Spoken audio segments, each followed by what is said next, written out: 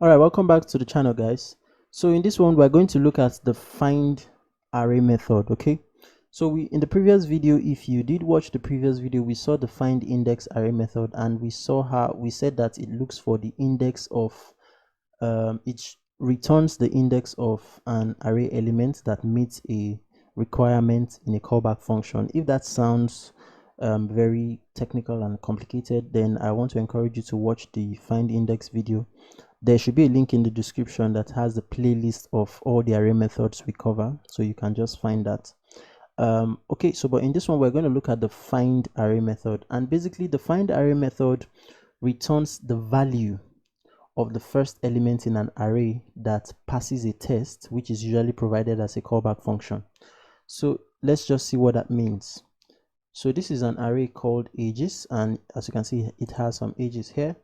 So basically I'm going to create a function, and I'm going to name this function is adult, and it's simply going to check for the age of 18 and above. So I would return age, it's greater than or equal to 18. So a very simple function that we've actually been using for the previous videos. So basically what I'm going to do is I'm going to create another variable, and this is going to be result, and I'll set it to be equal to ages.find, and inside here I'm then going to pass the is adult callback. Okay, and basically we're done, so we can go ahead and we can console.log our result. So let me save that, and let's boom. So you see here we get 18, and that's because 18 is the first element or array item that meets this criteria. So if I change this to 19, right, and save, let's run it and see. So we're going to get 19.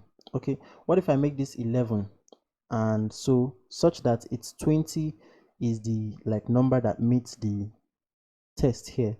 I'll save this and I'll run, and as you can see we get 20. So basically it returns the value of the first element that meets a criteria, which is specified as a callback function, which is this here.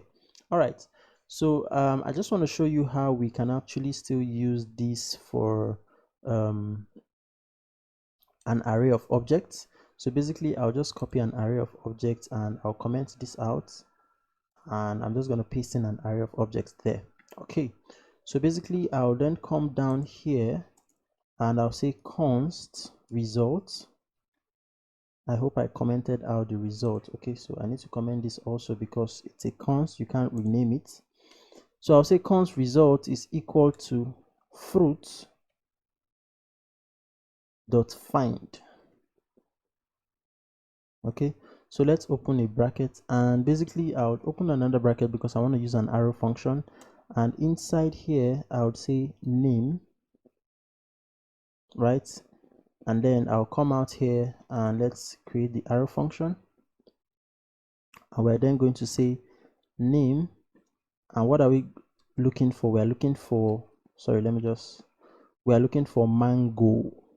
Okay, so any fruit that has the name mango, that's what we're looking for.